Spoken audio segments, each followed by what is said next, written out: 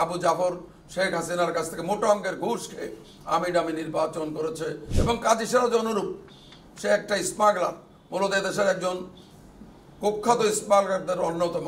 BNP এই দলের কোটি কোটি নেতা কর্মীতে ভরপুর। এখানে কোনো ভাড়াটিয়া নীতিহীন নীতিভ্রষ্ট মানুষের স্থান হবে বলে আমি বিশ্বাস করি না। কাজী সিরাজ শাহজাফর বিএনপিতে ফিরতে চায়। শাহজাফর বিএনপির হাইয়েস্ট বেনিফিশিয়ারি ছিল। 15-16 বছর বিএনপিতে যোগ দিয়ে সে বিএনপির হাইয়েস্ট বেনিফিট পেয়েছে, 4 বার মনোনয়ন নিয়েছে। সাউথ টাউনে হোক আপনার স্বপ্নের আবাসন, শতভাগ রেডি প্লট, সাথে সাথেই সাফ কাবলা রেজিস্ট্রি।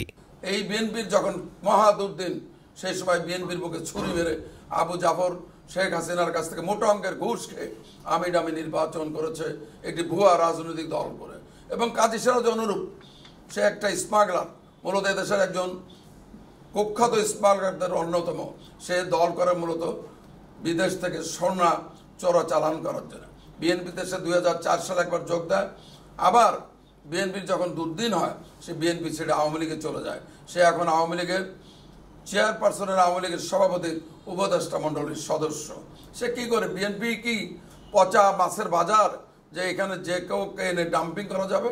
বিএনপি একটি নীতি এবং আদর্শবাদী দল। শাহজাফরের জামানত বাজেপ্ত তো হওয়ারই কথা। গত আমি ডামি নির্বাচনে তো মানুষ অংশগ্রহণ করে নাই।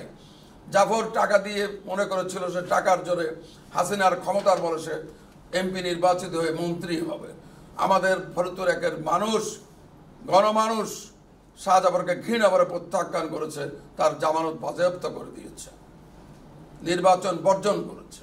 আমি মনে করি না শাহজাফরের বা কাজী সিরাজের বিএনপি দলে, বিএনপি এই দলের কোটি কোটি নেতা কর্মীতে ভরপুর।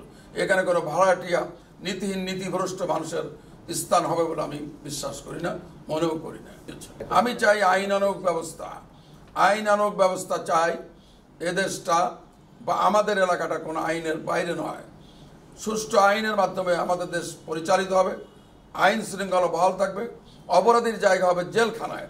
অপরাধী উন্মুক্তভাবে যে দেশে ঘুরে বেড়াতে পারে, সে দেশের জনগণের কাছে একটি খারাপ মেসেজ যায় যে এখানে বোধহয় আইনের কোনো শাসন নাই, এখানে বোধহয় দুষ্কৃতিকারীরাই সব।